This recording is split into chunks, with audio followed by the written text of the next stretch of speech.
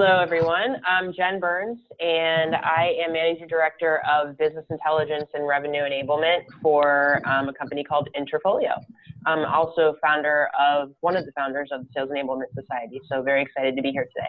I want to tap into Jen's brain and want to know more about KPIs. One of the main skills that I receive that help me in business and sales is, as an improviser, you get a million things thrown at you in all directions. You have to have ninja-like focus. Hi, everyone. Daniel West. I run the Cloud Go-to-Market Strategy and Operations function at Salesforce.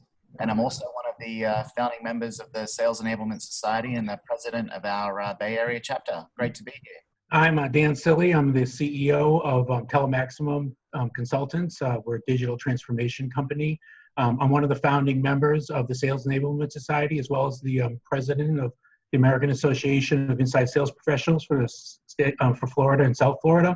Thank you for joining us as a VIP, and my co-host Mark Hunter, the Sales Hunter. Hey, thank you for having me on. My job is really twofold. One is to keep you, Gerhard, on track, and two, I'm one of the newer members of the Sales Enablement Society. So, hey, let's have a great show. Jen, let's start with you. Educate us on KPIs. Why is this so important? This is something that I've seen actually every organization I've been with struggle with profusely, because a lot of the management of KPIs are siloed into the different functions that intersect with sales. So you might have a subset of marketing KPIs, sales KPIs, client success KPIs, renewal KPIs. And so I think one of the things that I've kind of learned the hard way and most recently been, very successful in doing is streamlining the approach to KPIs across the organization through, this alignment of enablement with, marketing and sales and of course, client success. And I think one of the biggest, roadblocks to kind of overcome initially is to make sure that all of the stakeholders involved across these functional areas agree definitionally on what all the metrics are across these functions that, that intersect with sales, to ensure that when all these KPIs are built and, there's BI tools running in the background, that it's a single source of truth, everyone, agrees to what they should be. And that helps kind of facilitate, of course, managing these KPIs across the organization. So if the process is set in stone, the foundation is agreed upon, definitionally everybody agrees on the process, whether it's, lead to cash or onboard to renewal and expansion, whatever the case may be, that needs to happen first. And then, of course, situating all of the systems to support the process is kind of secondary, and ensuring that the systems that you are using, like Salesforce or Pardot, give you the KPIs or the data that you need to better inform your business moving forward. So I would say, historically, I've seen a lot of people start with, we need these metrics, but not everybody agrees on them. The data is different coming out of different systems. And so starting with the basics and setting the foundation is really the most important thing to do from my perspective. And that will really set the stage for success around managing KPIs across the business. It sounds like you had like a KPI convention where you define the company. Yeah. It was like a 2-month process that I just recently went through at my organization, and it was the best exercise that I've actually been a part of to date, and probably the most impactful. Being involved in, kind of the grassroots efforts of revising the entire process between marketing, sales, and client success.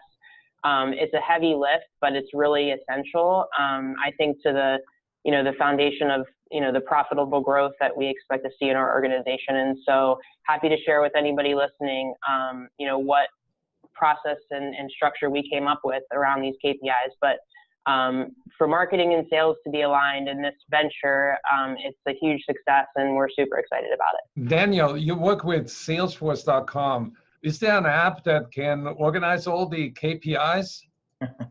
If only there was. No, I mean, I've run the enablement functions at a number of companies, not Salesforce, but at Mercury, HP Software, Informatica, and Infoblox. And this, to Jen's point, this has been an issue that has been a challenge the entire time that I've been involved in the enablement discipline. I like to think of the KPI issue and enablement as the holy grail of sales enablement, because if anyone ever figures out how to actually connect the success of an enablement function to the success in the field from a revenue perspective, they're going to make a lot of money. But what I've tried to do over the years and what I've found works, to Jen's point, number one is because enablement is such a cross-functional discipline, that alignment and making sure that all of the different functions that are involved in that enablement journey agree on what success looks like and how you're going to measure it is absolutely critical. So I completely support her perspective there. The other things that I found to be important, though, is one, you have to have a combination of leading and lagging indicators. Enablement by its nature is, a transformative function where you're trying to drive, the change in sales behavior from something to something. And so it takes time to get there. And so you need to have both leading and lagging indicators so that you can see kind of what progress you're making as you're going through that journey. And, obviously those specific metrics, the measures themselves will vary based on what the changes you're trying to drive. But I found that there are usually a number of categories which work regardless of the change. One is consumption. So if you think about a metrics pyramid, at the base of the pyramid, you have kind of consumption and adoption.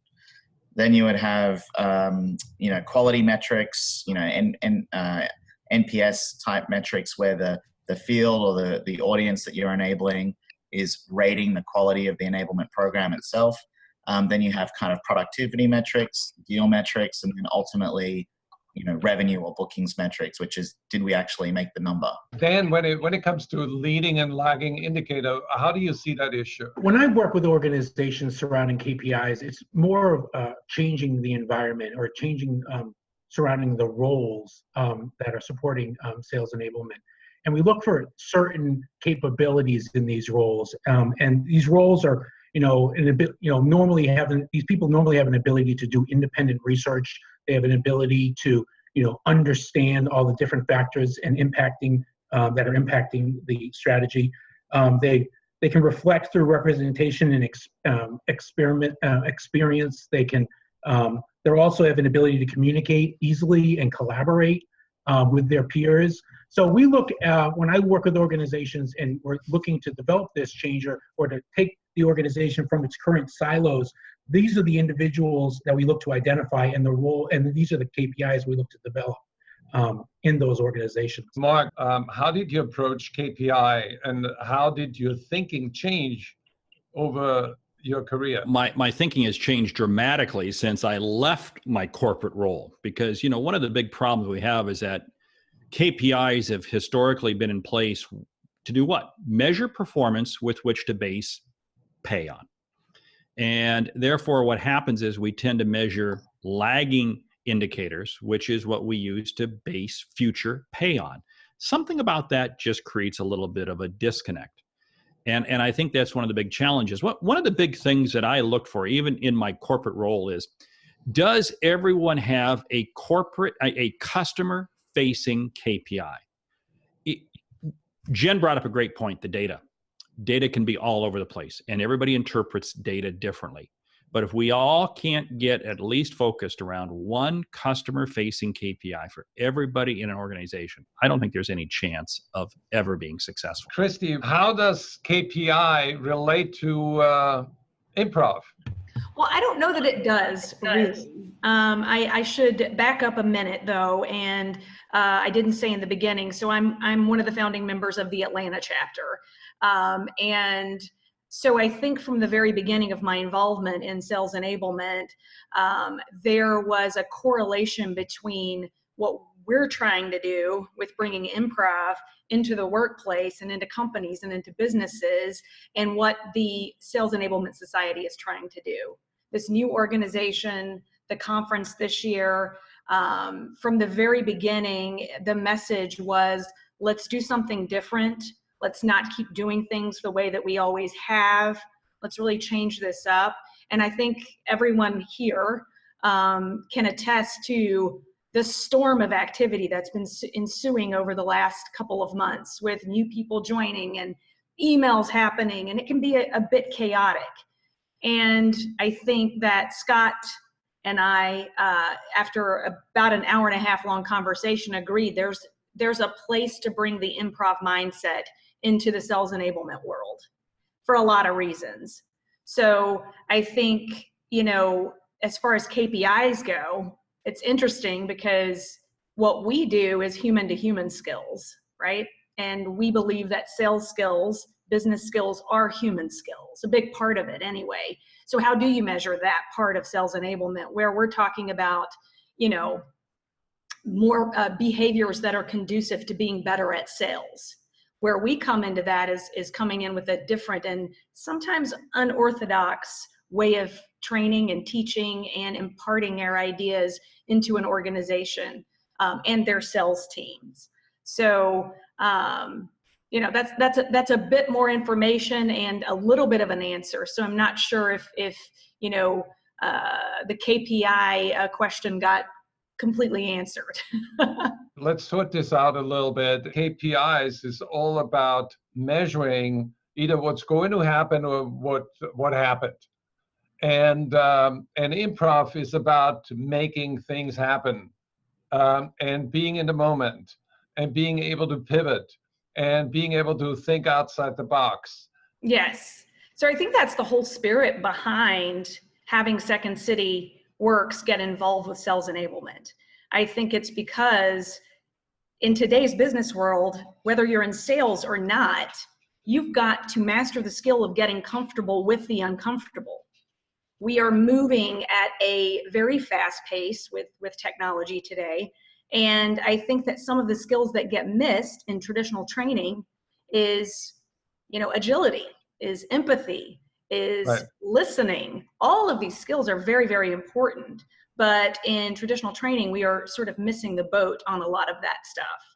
And anybody here who's worked in sales, and I actually spent a good portion of my career in sales training and as a salesperson. So, I get this firsthand that being a salesperson and also training salespeople, there is a huge gap in critical skills. And these skills are human skills.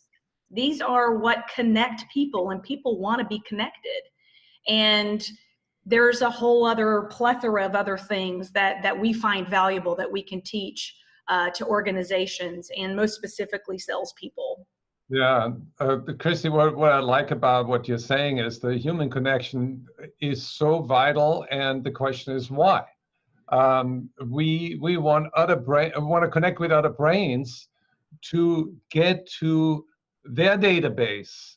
I want to tap into what Mark knows about prospecting. I want to tap into Jen's brain and want to know more about KPIs. I want to tap into Daniel's brain. What does he know about technology? He lives in Palo Alto. He's at the epicenter of technology explosion. And the other thing is, when you make that connection with somebody else, you actually share the excitement of our experiences. And the KPI is satisfaction, that we satisfy our curiosity. Yeah, absolutely. I mean, one of the examples I give a lot is a salesperson can create a PowerPoint or use a template for a PowerPoint that they deliver to their customer. At the end of the day, the customer doesn't really care about those slides. They care about the story that the salesperson is going to tell them about those slides. Right. And so one of the ways that, we hope to come into the conference and the Sales Enablement Conference this year, from chapter to chapter, I've got counterparts in Chicago and New York who are also working with the Sales Enablement chapters there, is just to sort of, bring the improv mindset, not only into the society, but into the conference, and then into the leaders, for the leaders rather, so that they can carry this mindset back into their organizations. That is sort of the overall hope. Right. So behind your right ear, there's a word called, that's agility. Explain how you teach people to be agile in their minds and not locked in. I mean, you know, as an improviser, I'll just kind of handle this the way an actor would on stage. One of the best skills I feel like I have because of improv, because of being an improviser, which, by the way, I started improv 17 years ago. And I didn't know until probably 5 or 6 years into training and performing that there was more to this than comedy. And that one of the main skills that I received that helped me in business and sales is, as an improviser, you get a million things thrown at you in all directions. You have to have ninja-like focus on everything that's going on around you, because part of the art form is to bring all those elements together into a neat little package, right? So you train that muscle of handling many things coming at you at once and being able to make sense of it. It's sort of like organized chaos in a way, but you become very good at that as an improviser. And, you know, oftentimes you get rattled and it can take a day away. It can take a week away from your focus as a salesperson. And we really, you know, get in and try to help them navigate those changes. I think it's fascinating, and what I left with after our conversation this morning is that improv is like Lego for conversations. Yes. Hey, hold on. These are Legos. Right. Yes. And I send them to my clients and I say, you bring a brick, I bring a brick, and let's build this together.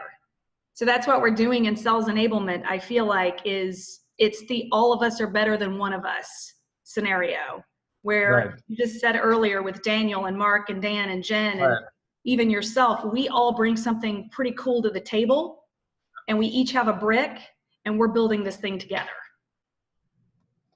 Daniel, you keep nodding your head. You know, everything that was just discussed is very relevant. I mean, the point that you are making, Kristy, about the presentation, yeah, it only lasts, that only is as good until the customer asks the first question, which you didn't plan for. And then you need to adapt, you need to be agile. And as a sales rep, you need to be able to think on your feet. So, no, I think that improv is I actually had some experience with Second City when I was at Savo. We were working on a partnership with Second City at the time. And I think you're right. A lot of those core skills around how to adapt and be agile and think on your feet are very applicable in the sales environment. Can I put you on the spot and ask you for an example, what you have learned and applied? The one that sticks in my mind is and Kristy, you'll have to correct me if I'm wrong here, is the yes and. The yes and tactic. So, when you're in a conversation with someone, instead of saying no, you say yes and something else. Or I think that was what it was, but oh, there you go. I mean, these were not planned. I seriously, all of this is in my workspace. So I live in bricks, Legos, and books like this. So Kelly Leonard, he's head of our Applied Insights at Second City, wrote this book with Tom Yorton, our former CEO. And the idea of yes and is we don't say no in improv, because if you say no, there's nowhere to go. Right, stops the conversation. Yeah, and if you say yeah, but there's still nowhere to go. So we try to say yes and with the idea of not every idea can be implemented or accepted, but we can continue to build on something if we say yes and instead of no or yeah, but. So you were correct, Daniel. Good work. Kristy, I think you bring a huge opportunity to sales enablement. I think improv, what I see improv impacting sales enablement, is absolutely listening skills, having that ability to listen. Concentration, I think that's super important, an ability to concentrate, recognize opportunities. I think that, and somebody in improv is always looking for opportunities, looking for that, that little smidgen of information that they're going to take and run with. And then flexibility in their thinking. You have to be open-minded. And I think that people in these roles need to have those skills. And I think that improv absolutely brings that to the table. So this is a very fascinating topic, actually. I don't know, candidly, a ton about it. I haven't actually practiced it. I haven't trained on it or anything of that nature. But it brought to mind something, and I'm curious, what your methodology is around this. So obviously situational fluency is a huge component of, any training platform for sales organizations. It helps with ramp, et cetera, and is a necessity for success to have those, deeper level conversations and be agile through the process and being able to handle curveballs, et cetera. I'm curious how your methodology integrates that, if at all, in the training process, so that it's kind of a, two of these things, converging into one, because I do see the skill sets overlapping, but, there is that critical component of, market fluency, product fluency, situational fluency, and then having the skill set to, drive that agility and flexibility. And so just curious, like, how you weave that in, and if at all, and what that might look like. Well, I hope I can answer your question. What we have been able to do, and what I've done as a trainer for a large global SaaS company where we had a lot of departments focused on training, sales training, operational training, and then learning and development were all big teams within the same organization. So what we had to do was sort of blend our efforts where they're getting sort of the proper amount of, product training, process training. And then where I came in, and I feel like where Second City Works comes in, is that critical skills training. So you just, again, I hope I'm answering, please clarify if I'm not. We just had to blend the proper balance into every role within the company in terms of what their role entailed them to do. How much client facing is it? How much product knowledge is it? So one of the other things we do with the clients we work with today, as far as methodology is, everything we do is very interactive. We don't do any sort of lecture-based, talk-based trainings. Everything is done as a group in either pairs or with several, in one small group together. So our methodology is really learn by doing and practicing behaviors that work and don't work. And then, unpacking that at the end and talking about it in a way that they can immediately get back to their work and their jobs and use it. And what is that, what does this application in life and work look like? And we really unpack that and have a big debrief during our training. So our trainings it's a special experience. It's hard. Sometimes when I'm talking to clients, one of the biggest challenges I have is helping them sort of envision what this looks like. And one of the reasons I do this, and I'm so passionate about it, is year after year of working as a practitioner, going into organizations using improv to help them be better at work.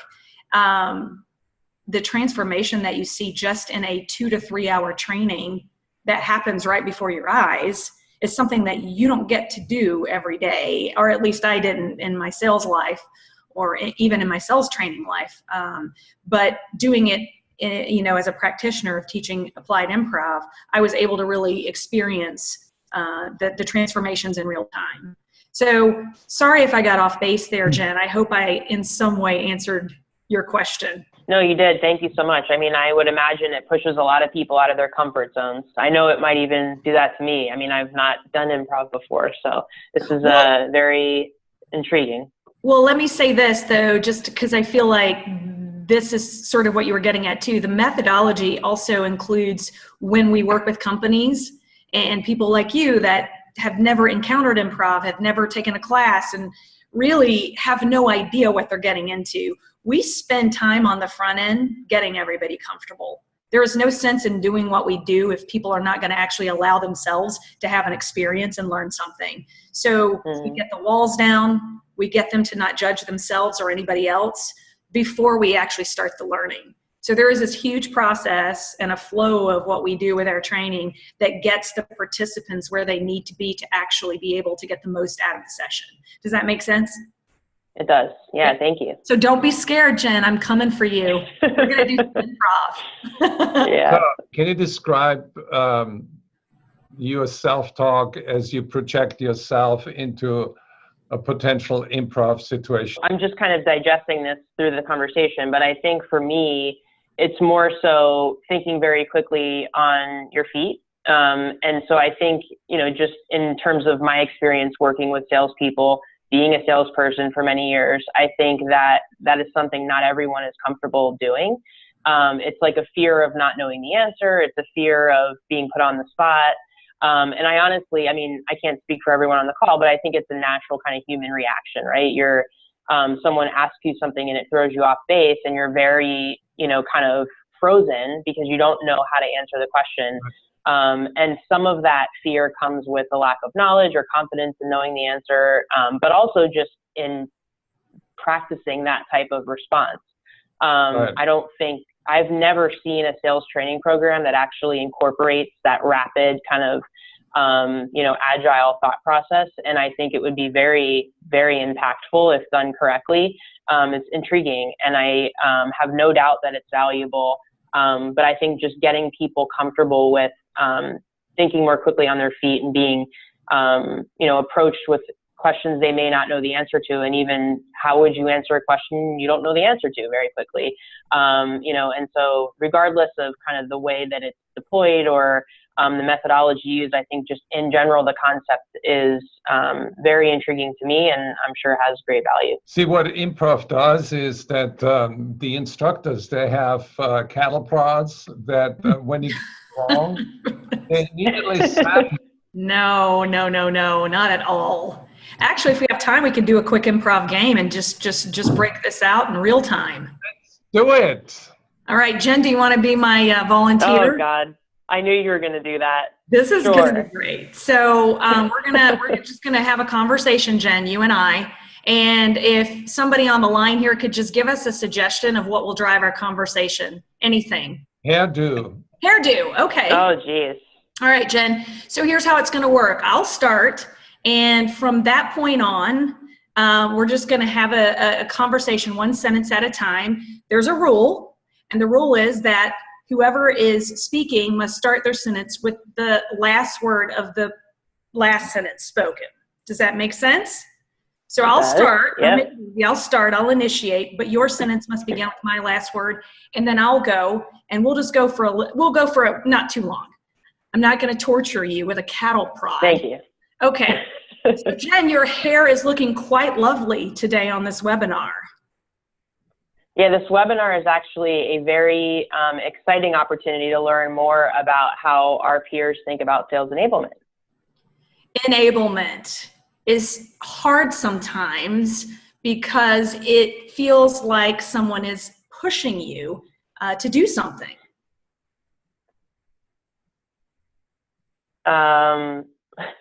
Something is better than nothing. Sorry, I don't know how to start a sentence with something, but I tried. Tried is all you can ask for in this life. Life is a very peculiar experience, and I'm very glad that I live it to its fullest. Fullest is a word that I like to use after I've eaten a big meal and, can't even think about dessert. So everybody give Jen a hand. So Jen, I want to ask you, Yes. How did that feel? It was good. It kind of challenged me a little bit. I was actually paying much more attention to what you were saying. So I was very alert and listening. And so I think, it felt good. I was a little nervous, not going to lie, but it was a good exercise. I liked it. So that is an exercise that we do when we go into one of these training sessions when we are emphasizing active listening. Because did it feel like you were almost forced to listen in that exercise? And in life, in business, oftentimes we're just getting ready to respond and we miss what the person is saying. And we're not really actively listening, even though we think we are. We're just getting ready to say something clever or smart, or, we're planning our move while they're speaking, so we're not actively listening. So that's just one example of something we might do in a training with salespeople to emphasize that exercise is kind of hard, and you are not used to doing that type of listening, and it feels weird. And we get a lot of those remarks in our training. And we really, as I said before, unpack that and talk about why we don't engage in every conversation in business like we're listening, like our life depended on it, because it could really be a game changer. Yep. Mark? There's something interesting there. That same thing would work with parents and kids. I'm sitting there thinking about my own kids, but anyway, yeah, there's something very powerful. If you think about this, if we don't embrace improv, we will be replaced by an app, artificial intelligence, because what Robots. are we doing? We really have to listen better to be able to unpack things that the other party wasn't maybe going to be willing to share, but that's the value of improv. I love that, Mark. I'm working on an app right now that can fake authenticity. Good luck. I'm working on one too that's going to fake integrity. I'll put your authenticity with my fake integrity app, okay? Then let the two apps hash it out and see who wins. Kristy, that was really very, very engaging. I love that. Mihaly Csikszentmihalyi, he's from Chicago. He wrote the book Flow. He talked about when you're in that state of flow, anything is possible. And that's the thing. When we are trapped in a script, we see only one possibility, which is the script. But when we go in that improv mode and open ourselves to the richness of life, when we're in that flow, we are our best and we can achieve so much more. So pulling out everybody out of that comfort zone, which is control, and abandoning control and flowing freely and being in the flow is so much more enjoyable. Couldn't have said it better myself. I know you couldn't. We're all improvisers, every single one of us. We improvise our lives every day. And co-create it with the connections. I like what Dan said earlier about the point about thinking on your feet. Every salesperson uses that metaphor, but not everybody lives it. Mm-hmm. So Dan, I wanna ask you, how do you apply it to your business situations? Well, again, if you're not open-minded and you're not just observing and being a true listener and not just speaking to speak, you're going to absorb through osmosis information. You're going to gather details that you're going to be able to apply and utilize. It may not be used that day. It may not be used that minute. It may be used weeks later to reflect on the discussion, to reinforce why decisions were made. It's just a huge value in that. Awesome. Well, with the last remaining 3 minutes, Jen, you started out, share some closing insights and what you're taking away from this webinar. Yeah, sure. So I think from my perspective, obviously, the KPI conversation is a very important one. And I, really appreciated all the perspectives and certainly agree with the thoughts.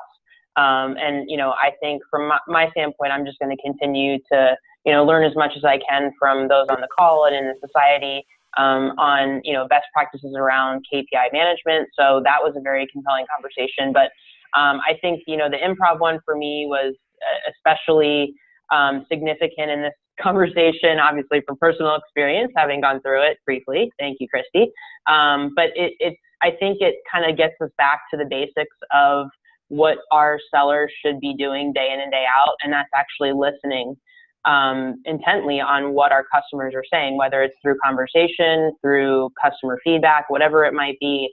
I think we often lose sight of that. And so it's just a very good reminder of the importance of being in tune with the voice of the customer. Dan, what is the ROI on this conversation we had today for you? Well, I have to tell you, I've expanded my list of KPIs, that's for sure, based on this improv conversation.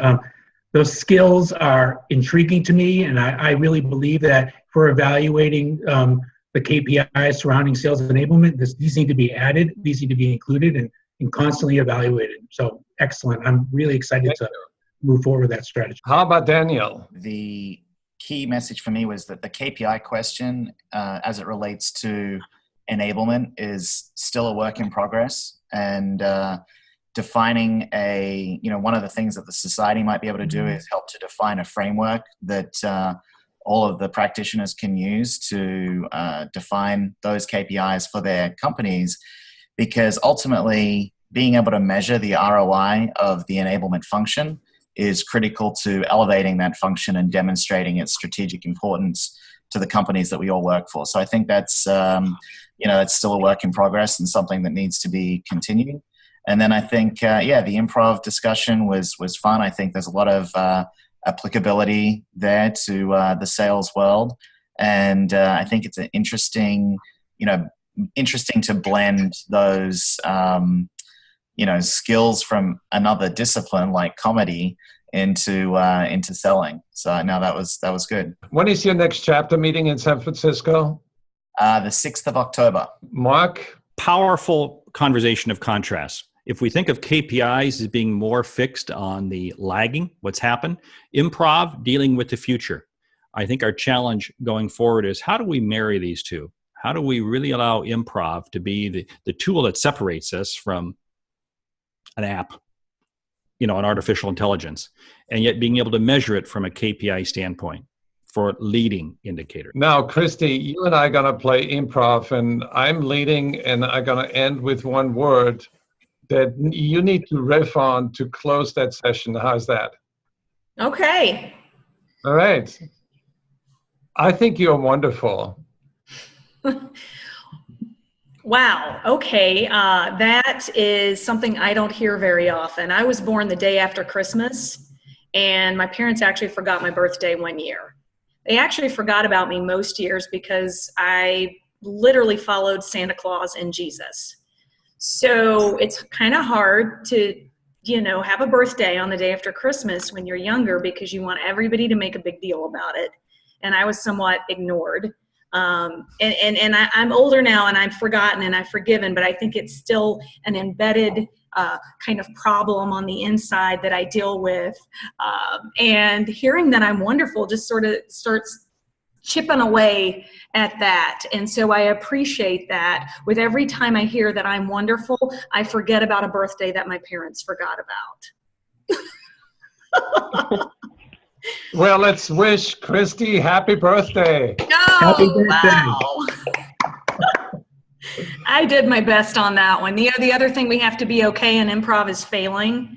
And you just have to go with it and hope for the best. I look so much forward to Dallas, to the conference. And I think you're going to be a shining star. And everybody's going to bring a birthday present. Thanks, everyone. Bye, everyone. Thank you. Bye. Bye. Thank you.